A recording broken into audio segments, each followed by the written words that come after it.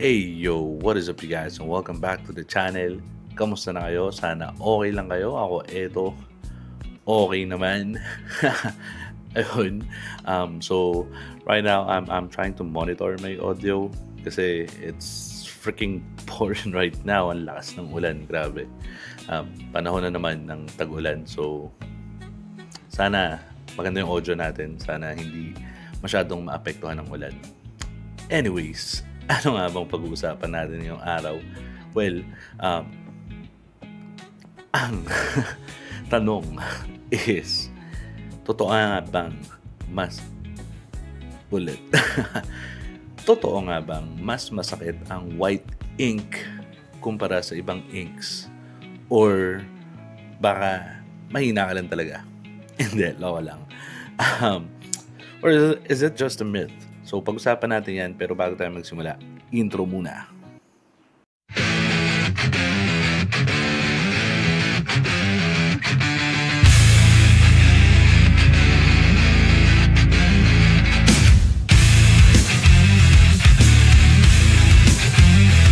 And we are back. Yun. So, ayun na nga.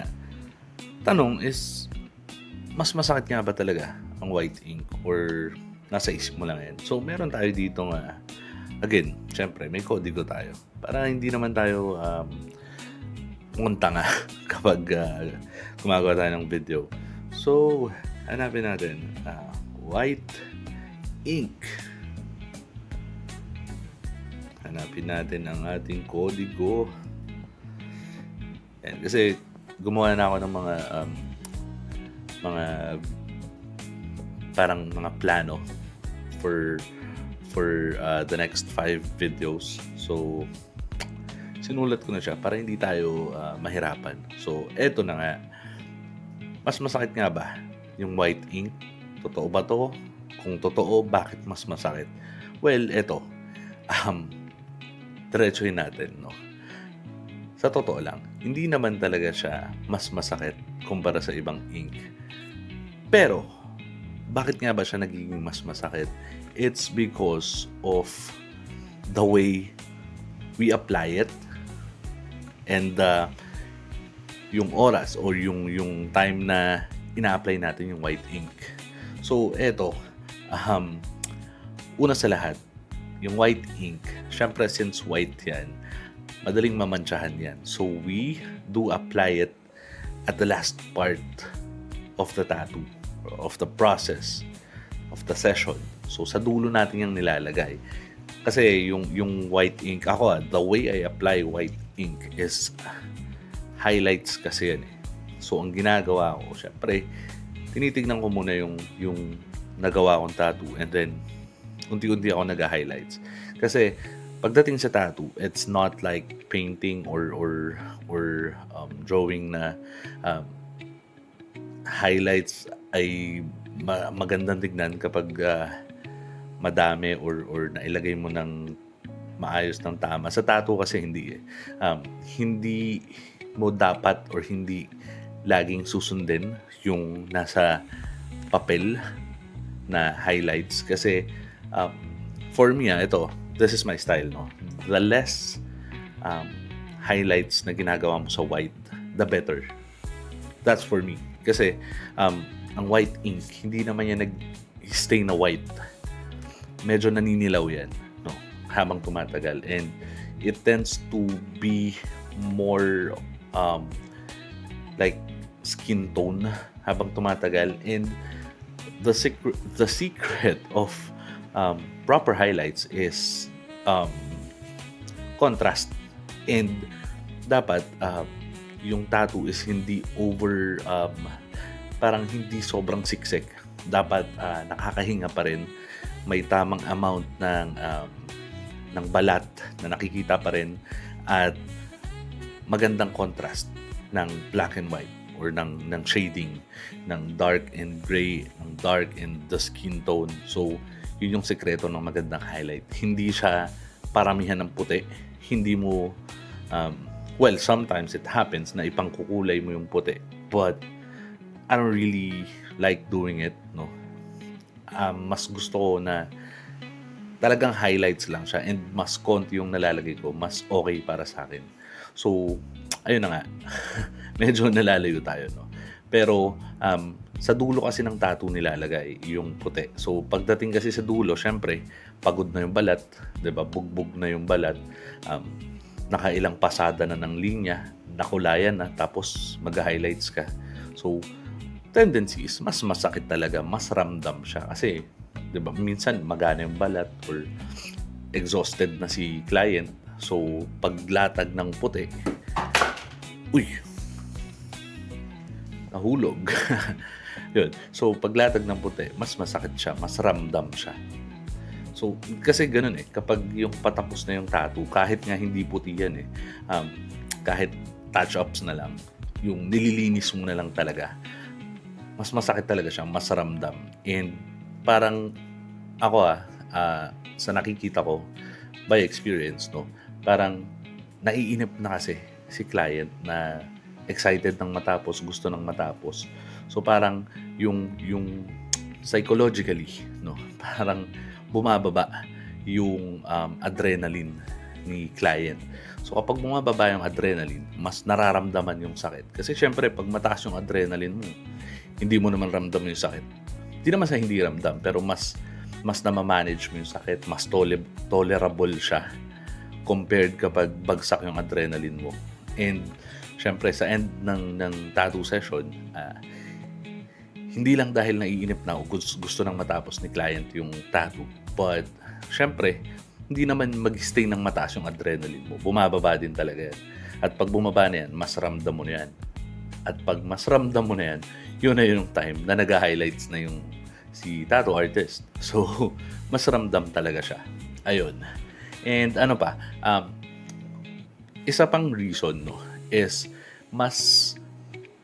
parang mas masakit siya kasi ang white is mas mabagal siyang i-apply. Kasi white ink is much more thicker than the regular inks, no? Especially the black ones and yung ibang mga kulay pa. And syempre kapag mas makapal yung consistency ng tinta, syempre mas mabagal mo siyang i-apply kasi hindi siya basta-basta lumalabas ng cartridge or ng tip ng needle. So mas mabagal siya. And kapag mas mabagal, syempre mas ramdam mo siya. Hindi katulad ng isang pasada lang. 'Di ba?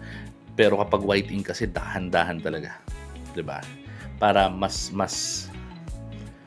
maganda yung saturation or yung guhit, yung linya, yung white ink na pumapasok sa balat. Kasi nga makapal yung tinta at dahan-dahan mo siyang i-apply, 'di ba?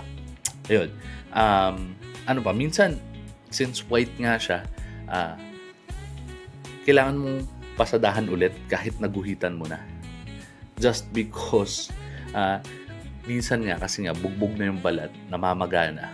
Minsan parang ayaw nang tumanggap ng tinta. So papasadahan mo pa ng isa pa. 'Di ba? So ayun, mas masakit talaga siya.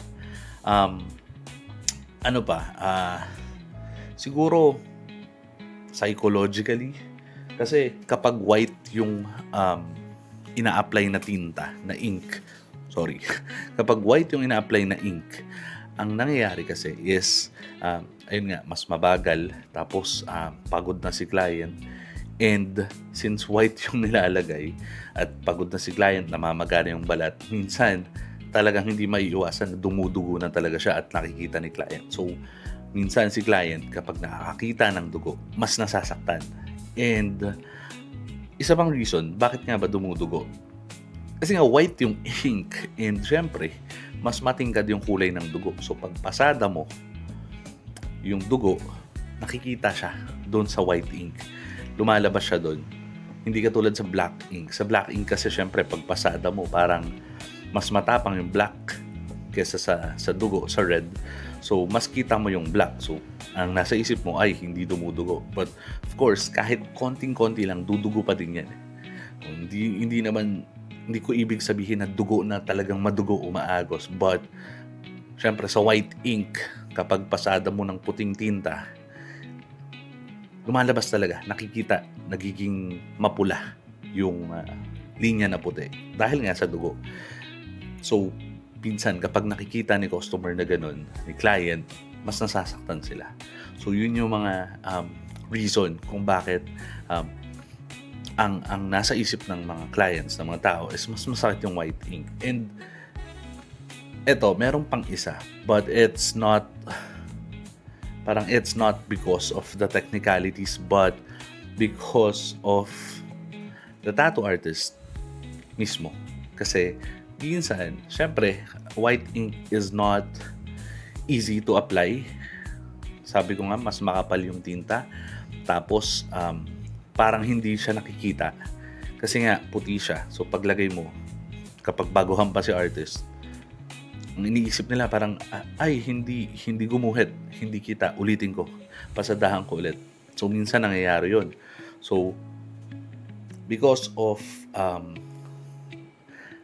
the tattoo artist, mas masakit, nagiging totoong mas masakit siya kasi nga, inuulit-ulit or dinidiinan, nilalaliman, which is hindi dapat. So, isa yon sa mga nagiging reason. At meron pa, word of mouth. Siyempre, kapag na-experience mo at feeling mo mas masakit, pinagkakalat mo na mas masakit yung puti. Pinagsasabi mo sa iba na masakit yung puti. So, kumakalat siya. At yun na yung naiisip ng tao. Siyempre, lalo na yung mga wala namang tattoo, ang nalalaman nila ganun. So, kumakalat talaga siya. Ang bilis parang kumalat nung myth na mas masakit yung white ink. Diba? Meron pa kasing, may mga artist din kasi na sinasabi, magpuputi na tayo, ito na yung pinakamasakit. Parang tinatakot pa si customer. Diba? So, ako, sometimes I do that just to make the client parang prepare more, mas maging prepared sila na maglilinya na ako ng puti. Kasi syempre nga, since dulo na siya at since pagod na yung client, pagod na yung balat, namamagana, nagiging mas masakit talaga siya. And kapag sinasabi ko yun, syempre si client emotionally, physically, mentally, nakakapag-prepare siya na ay, magiging masakit to. So, maghahanda ako. Titiisin ko. Yun. So, minsan, okay lang din naman na sinasabi. Pero yung tatakutin mo lang talaga na, magbubuti na tayo, masakit to. Ito na yung pinakamasakit. Na wala namang purpose. Diba? Minsan, okay naman sana si client. Natakot pa. Lalo pang nasaktan. So, dapat tansyahin din natin kapag sinasabi natin yun or ginagawa natin yung ganong mga parang preparation for the client. At eto, meron pang isa na nakakadagdag ng sakit. Kanina nabanggit ko, di ba? Bumababa yung adrenaline. So, isa pang reason kung bakit mas masakit na siya, yung sugar ng katawan. Siyempre, pag tumaas yung adrenaline, nag-consume yan ng sugar ng katawan. And kapag biglang naubos yung sugar ng katawan, yun yung nagka-crash na si client. Minsan naghihimatay or minsan mas nasasaktan. So, minsan gano'n. So, ako minsan ina-advise ko talaga na si client uminom ng Gatorade or kumain ng chocolate just to replenish the sugar sa body ng client. And minsan nadi-dehydrate na rin kasi nga not properly hydrated si client. So, ayun.